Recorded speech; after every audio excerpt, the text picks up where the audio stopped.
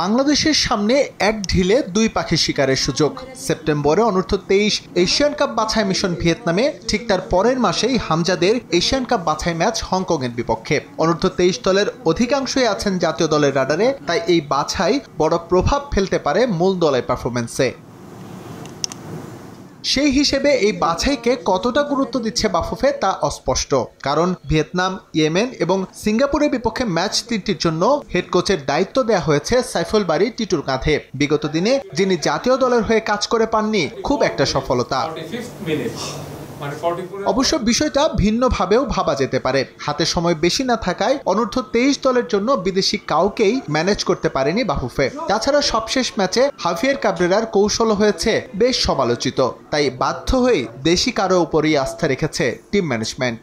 বাংলাদেশ জাতীয় ফুটবল দল অনূর্ধ্ব 23, এটার জন্য আমরা আমাদের বাংলাদেশ ফুটবল ফেডারেশনের টেকনিক্যাল ডিরেক্টর সাইফুল বারী টিটুকে আমরা কোচ হিসাবে আজকে ফর্মালি আমরা নিযুক্ত করেছি। 23 টিমের জন্য আমাদের কোচিং স্টাফ এবং দলের যারা তারা আলাদা থাকবে এবং মূল ন্যাশনাল টিমের সব আলাদা থাকবে।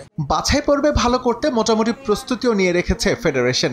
এজন্য ক্যাম্প ঢাকায় শুরু হলেও তা বাহরাইনে নিয়ে যাবে বাফুফে। সেখানে 18 ও 20 আগস্ট দুটো প্রস্তুতি ম্যাচও খেলবেন ফুটবলাররা। সেখান থেকেই দল চলে যাবে ভিয়েতনাম। কন্ডিশনের সঙ্গে মানিয়ে নিতে কিছুটা আগে ভাগে যাওয়ার পরিকল্পনা বাফুফের। ভিয়েতনামে খেলার আগে আমরা বাহরাইনের সঙ্গে আমরা 2টি প্রীতি ম্যাচ খেলব এবং 2টি প্রীতি ম্যাচ খেলব এবং এই 2টি প্রীতি ম্যাচ খেলে আমরা আবার দেশে আসব। প্রয়োজনের পরিপ্রেক্ষিতে 3 থেকে 5 দিন আগে আমাদের দল সেখানে যাবে এবং সেখানে যেয়ে আবহাওয়া এবং সব কিছু মানিয়ে নিয়ে যাতে তারা নির্মূলভাবে সুন্দরভাবে যাতে তারা খেলতে পারে সেই দিকে সজাগ দৃষ্টি রাখবো। গুঞ্জন আছে এই ক্যাম্পে যোগ দেবেন কিউবা মিচেল এবং ফাহমেদুল ইসলাম, যদিও এই বিষয়ে এখনও চূড়ান্ত সিদ্ধান্ত নিতে পারেনি টিম ম্যানেজমেন্ট।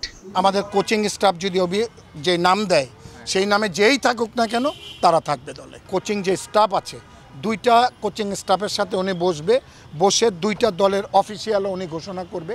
আমরা ন্যাশনাল টিম ম্যানেজমেন্ট কমিটির আমরা যারা আছি আমাদেরকে উনি দায়িত্ব বন্টন করে দিবেন। এসএম ইকবাল, সময় সংবাদ, ঢাকা। কোন দলের সাথে কি খেলবো না খেলবো।